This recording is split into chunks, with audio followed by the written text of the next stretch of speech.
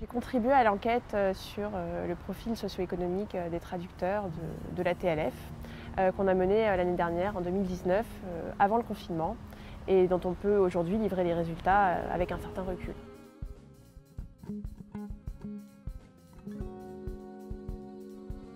On s'était rencontrés l'année dernière aux États généraux du livre, tome 2,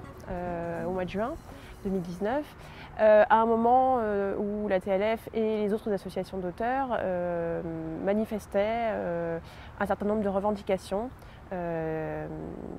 manière politique et publique. Et j'avais fait une contribution aux États généraux du livre sur la situation économique des auteurs, la problématique de leur rémunération et leur place dans la chaîne du livre. C'est à ce moment-là qu'on s'est rencontrés, le bureau de la TLF de l'époque et moi, et qu'est née l'idée d'une collaboration sur l'enquête auprès des adhérents.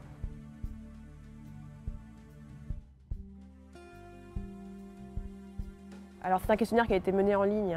pendant plusieurs semaines et auquel ont répondu environ un tiers des adhérents de la TLF. Donc on a une assez bonne représentativité. Alors ces thèmes, c'est d'abord un peu le portrait général des adhérents. Alors on a envie de dire le portrait des traducteurs, mais c'est plus complexe que ça, parce qu'il y a aussi beaucoup de traducteurs littéraires qui ne sont pas forcément adhérents à la TLF, en particulier s'ils ont une pratique très occasionnelle. Donc je parlerai plutôt des adhérents, mais en ayant bien en tête qu'il y a une certaine idée de représentativité de la profession. Donc d'abord sur le profil général, ce qu'on a observé, c'est une accentuation des tendances de long terme qu'on avait déjà observées dans les précédentes enquêtes, comme par exemple la féminisation de la profession, l'âge qui s'accroît, ou encore l'élévation du niveau de diplôme, qui est aussi en lien avec une tendance plus générale dans la population française. Et puis un point particulier et très important, et encore plus important aujourd'hui avec un petit peu plus de recul de ce portrait général, c'est la question du cumul des activités, qui n'est évidemment pas une surprise, qui n'est ni une donnée récente, ni une donnée propre aux traducteurs littéraires. C'est une donnée assez générale à beaucoup de métiers de création, et notamment quand ils sont exercés sous le régime du travail indépendant. Mais cette problématique du cumul d'activités, aujourd'hui, elle est renforcée avec les inquiétudes des auteurs et des traducteurs littéraires en particulier pour leurs revenus et leur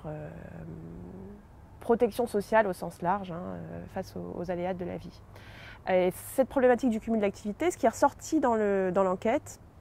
c'est qu'elle est loin d'être subie de manière univoque.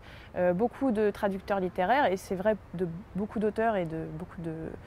professionnels de la création en général, cumulent plusieurs activités de manière choisie, souhaitée, et ce ne sont pas forcément toujours des activités elles-mêmes en lien avec la création. Le deuxième thème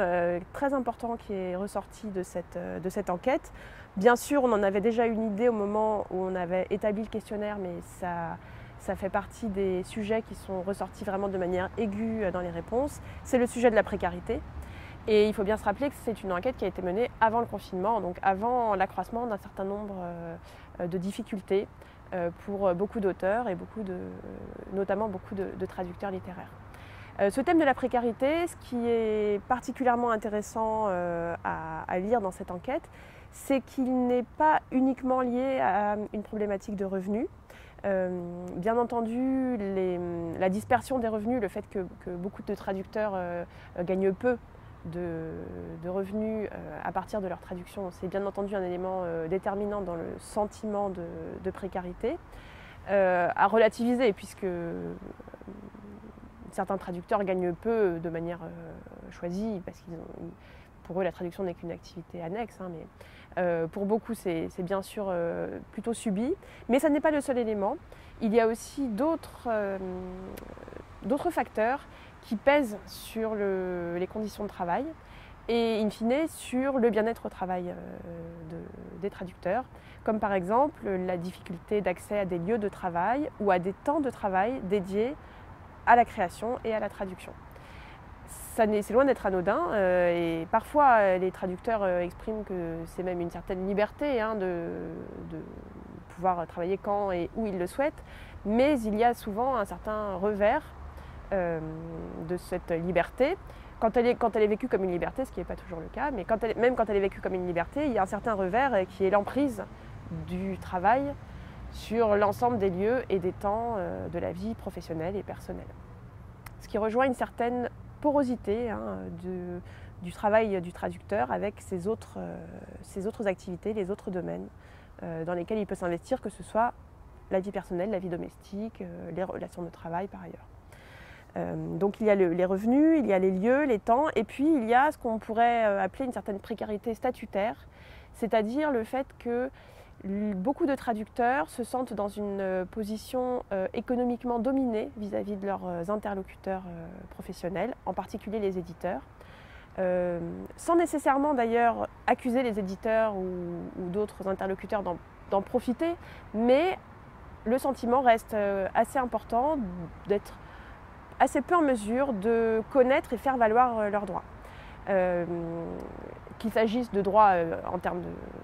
de rémunération ou de droits relatifs à leur droit moral, à la reddition des comptes, au délai de paiement. Donc beaucoup de choses qui tournent autour du contrat, mais qui font partie du contrat, mais qui ne sont pas de la rémunération à proprement parler. Et ce sentiment de précarité statutaire joue beaucoup dans une certaine fatigue qu'on peut lire de la part de traducteurs qui exercent depuis bien nombreuses années. Troisième thème qui ressort et qui est bien sûr lié à celui qu'on vient d'évoquer là, c'est celui de la relation avec les éditeurs. Et qui d'ailleurs fait l'objet d'une partie du nœud des problèmes tels qu'ils sont ressentis en tout cas par les auteurs et tels qu'ils sont présentés sur la scène médiatique, dans les discussions avec les institutions. Les relations avec les éditeurs, alors ce qui ressort de cette enquête, c'est qu'elles sont loin d'être mauvaises dans leur ensemble. Alors c'est à la fois encourageant et en même temps ça peut poser un certain nombre de questions. Puisque quelle que soit la qualité des relations humaines que les auteurs ont avec leurs éditeurs, le cumul des difficultés reste quand même la règle. Quand on interroge les auteurs et les traducteurs en particulier sur les difficultés rencontrées dans l'exécution de leur contrat, on lit que de plus en plus des difficultés à faire valoir leurs droits s'accumulent au cours d'un même contrat ou sur une succession de plusieurs contrats. Alors c'est un petit peu difficile de savoir si la tendance s'aggrave ou si la prise de conscience est plus aiguë qu'avant. Sans doute un mélange des deux.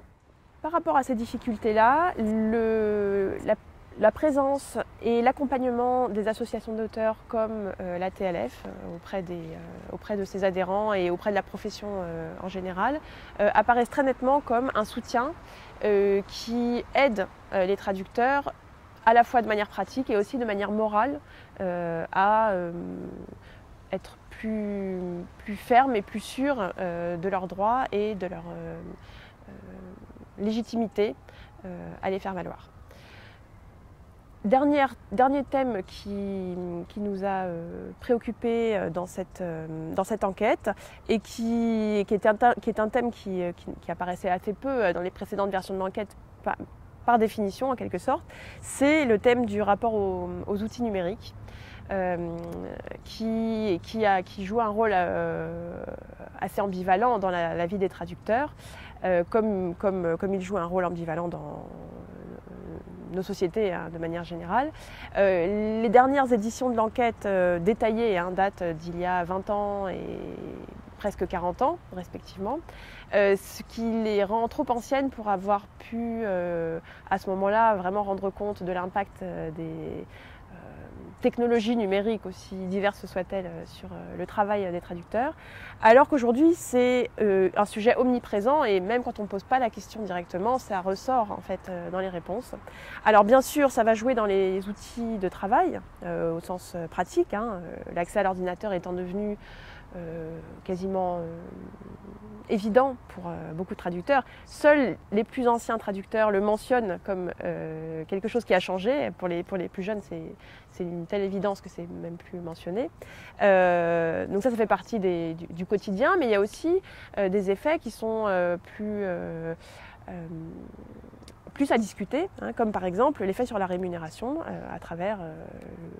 la façon de compter les tranches de traduction.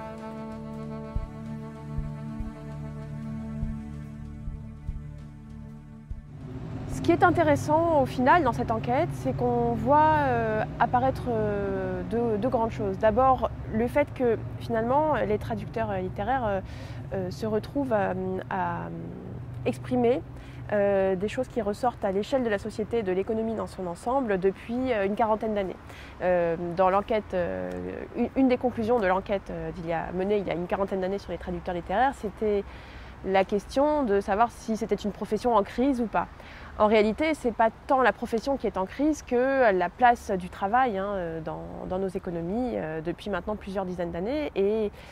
l'évolution de nos économies, avec en particulier les transformations numériques, mais pas seulement, ne font que reposer régulièrement cette question-là et l'accentuer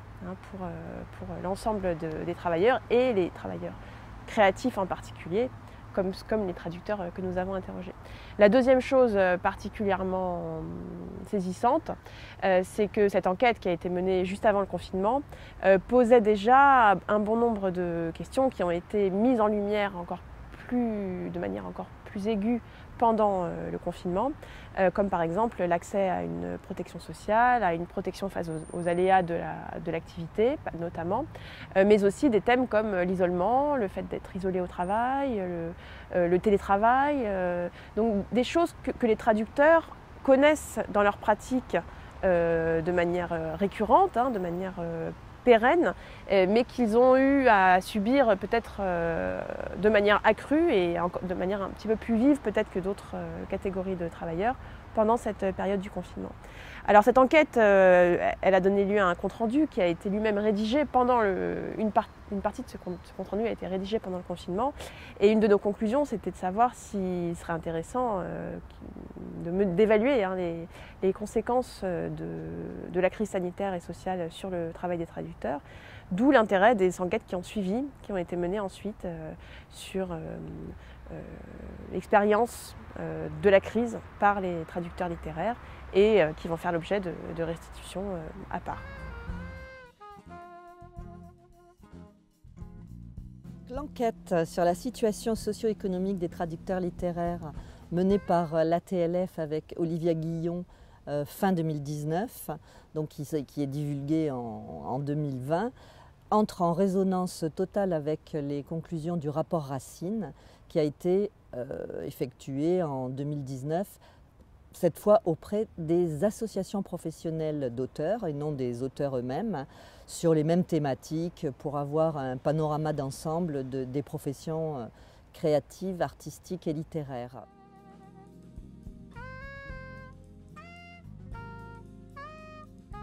Dans le rapport Racine, il y avait une partie diagnostique qui correspond tout à fait aux thématiques qui ont été exposées dans notre propre enquête, donc notamment la précarisation grandissante des auteurs, donc pas uniquement des traducteurs, mais de toutes les professions de la création, une difficulté d'accès à leurs droits sociaux et surtout un questionnement sur l'éventualité d'un filet de sécurité pour les périodes d'inactivité, qui a été quand même une question qui est revenue assez régulièrement. Le rapport Racine a donc été divulgué en février 2019, juste en coïncidant avec la crise sanitaire qui commençait, le confinement qui a accentué toutes ces problématiques. Et l'ATLF, nous avons décidé donc de mener 2 autres enquêtes pour avoir une idée. Une première enquête pendant le confinement pour évaluer l'incidence justement du confinement sur la rémunération et sur les contrats des traducteurs littéraires. Et ensuite une deuxième enquête un petit peu plus élaborée à la fin du confinement, donc au déconfinement, pour avoir leur impression sur la gestion de la crise par le gouvernement, des mesures de soutien mises en place et d'imaginer ce qu'allait être leur futur dans le monde d'après. La première enquête pendant le confinement a montré qu'effectivement les rémunérations des traducteurs ont été mises en danger parce qu'il y a eu tous les arrêts des manifestations littéraires, les éditeurs ont repoussé les sorties de livres, donc les contrats des traducteurs ont été repoussés également, donc pas de rémunération. Les mesures de soutien qui ont été mises en place par le gouvernement, tant au niveau social qu'économique, n'étaient pas réellement adaptées ni aux traducteurs ni à la situation des auteurs, notamment le chômage partiel forcément, puisque les auteurs n'ont pas de chômage, la garde d'enfants, pour les arrêts de travail pour les gardes d'enfants de moins de 16 ans a été très compliqué à mettre en place pour les auteurs parce que les CPAM, les caisses d'assurance maladie, ne reconnaissent pas le statut et le régime des auteurs, donc ils leur demandent des fiches de salaire qu'ils ne peuvent pas fournir, etc., etc. Le fonds de solidarité lui-même n'était pas adapté aux auteurs déclarant en traitement et salaire qui n'avaient pas de numéro de SIRET, qui donc ne pouvaient pas remplir le questionnaire, remplir le formulaire sur le site des impôts. Il a fallu des tas de concertations auprès des pouvoirs publics pour qu'enfin une case artiste-auteur apparaisse dans les différents formulaires, des fonds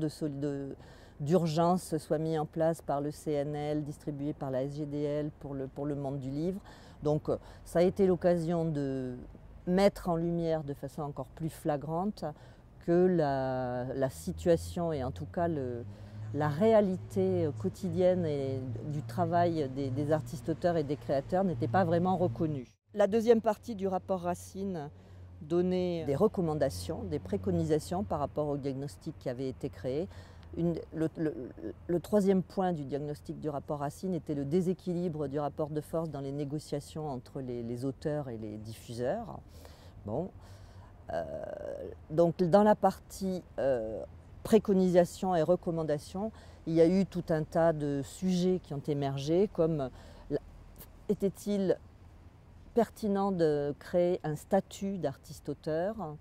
Les artistes-auteurs devaient-ils être représentés auprès des pouvoirs publics? Par qui? Comment? Et toutes ces questions sont actuellement en discussion entre les organisations d'auteurs et les pouvoirs publics, qui se sont,